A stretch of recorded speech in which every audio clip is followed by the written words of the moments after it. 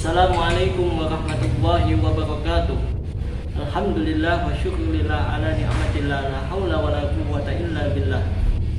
Amma ba'd. Yang terhormat Dr. Kiai Haji Muhammad Syaifuddin MA selaku dosen mata kuliah studi Al-Quran. Perkenalkan, nama saya Muhammad Akram Sofan, mahasiswa pasca sarjana jurusan Pendidikan Agama Islam kelas A1.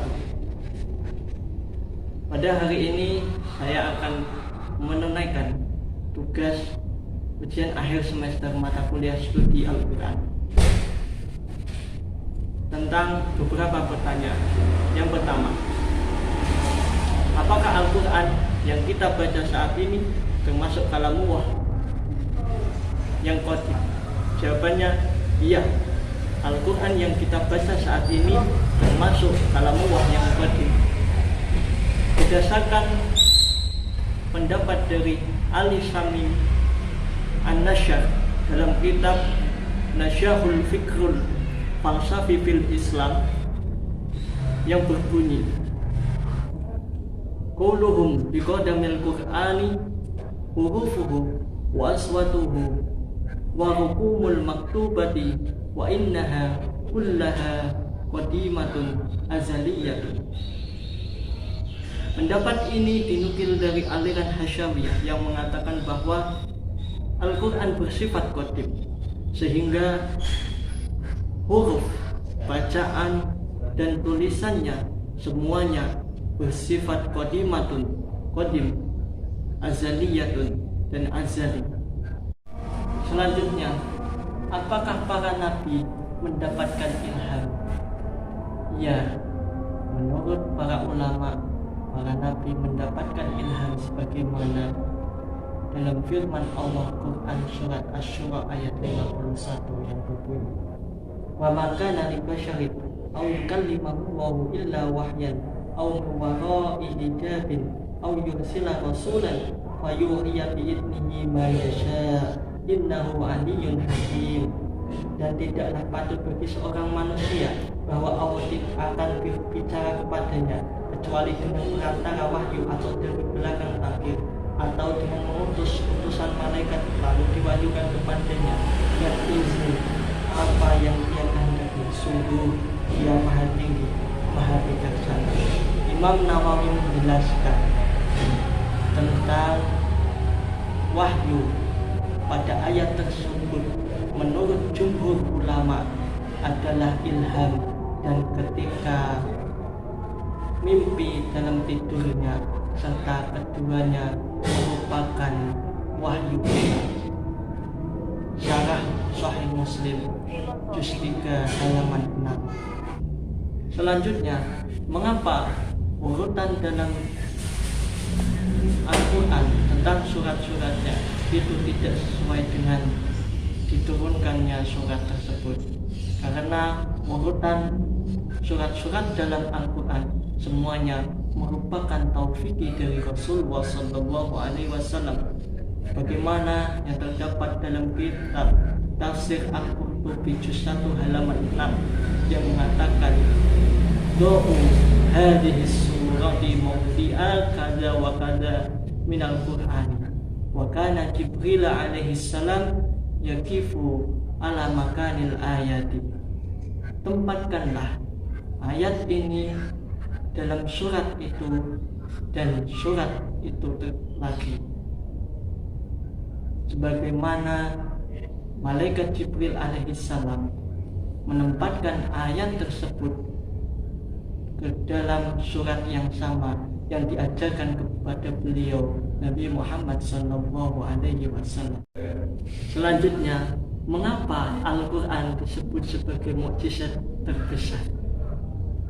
Dalam kitab Jawahirul Kalamiyah dijelaskan, innama kana al-Qur'anu a'dhamal mu'jizatin liqaunihi ayatan aqliyatan baqiyatan madayat dahri wa tusyahidu kullahinin bi'ainil fikri. Al-Quran itu merupakan mukjizat terbesar karena keberadaannya sebagai ayat akliyah yang abadi sepanjang masa dan bisa direnungkan oleh setiap akal pikiran. Selanjutnya, bagaimana hukum membaca Al-Quran dengan tajwid? Para ulama sepakat bahwa hukum membaca dengan tajwid adalah wajib bagi setiap laki-laki dan perempuan yang mukallaf maupun sudah besar, sebagaimana disampaikan Allah dalam firman-Nya Quran surat Al-Muzammil ayat 4 yang berbunyi Bismillahirrahmanirrahim Auzid alaihi wa rattil Qur'ana tartila, atau lebih dari seperdua itu, dan bacalah Al-Quran itu dengan perlahan-lahan. Sayyidina Ali karramallahu wajhah menafsirkan tartilan itu wa ma'rifatut tajwidil hurufi wa ma'rifatul hukufi. Tartil adalah pengetahuan tentang tajwid yang berkaitan dengan makhraj dan sifat huruf, serta mengetahui tanda berhenti atau wakofnya. Selanjutnya, bagaimana hukum membaca Al-Quran bagi wanita yang sedang mengalami haid? Dalam kitab At-Tathib dijelaskan, Rawa Ibnu Majah Ani Ibnu Umar radhiyallahu anhuma qala la yuqra'ul junubu wal haidu syai'an minal Qur'ani, bahwa tidak boleh membaca sesuatu dari Al-Quran bagi orang yang junub dan perempuan yang sedang haid. Sudah jelas dikatakan bahwa orang yang sedang haid tidak boleh membaca Al-Quran.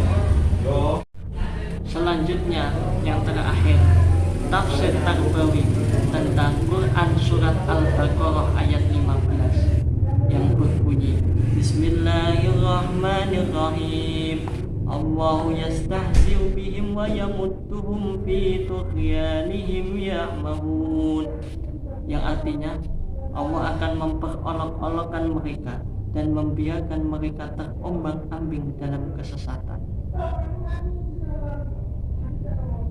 Dalam tafsir Jalalain yang disampaikan oleh Romo Ki Haji Muhammad Saifuddin dalam pengajiannya, beliau mengatakan Allahu yastahzi'u bihim bukan berarti Allah memperolok-olok orang-orang munafik, namun sejarah membuktikan bahwa orang-orang munafik yang merasa perbuatannya itu dapat mengelabui orang-orang mukmin akhirnya terungkap. Kemudian yang kedua, bahwa kelakuan orang-orang munafik yang merasa mendapatkan keuntungan besar karena telah menipu, mengelabui orang-orang mukmin, justru sebaliknya mereka orang-orang munafik itu memperoleh kerugian yang sangat besar. Kemudian dijelaskan oleh Romo Ki Haji Muhammad Saifuddin pula tentang wayamudduhum, bahwa Allah itu membiarkan orang-orang munafik agar selalu dalam kesesatannya, sehingga perlahan demi perlahan orang-orang munafik tersebut akan tergiring ke dalam nerakanya Allah. Na'udzubillahi min dzalik. Pendidikan yang bisa kita dapat dari surat Al-Baqarah ayat 15 ini adalah jangan pernah kita mempermalukan orang lain, yang sejatinya malah kita sendiri yang mempermalukan diri kita. Bisa jadi orang yang kita permalukan itu jauh lebih baik dari kita tentang akhlaknya, tentang ilmunya, dan lain lain sebagainya. Dalam dunia pendidikan,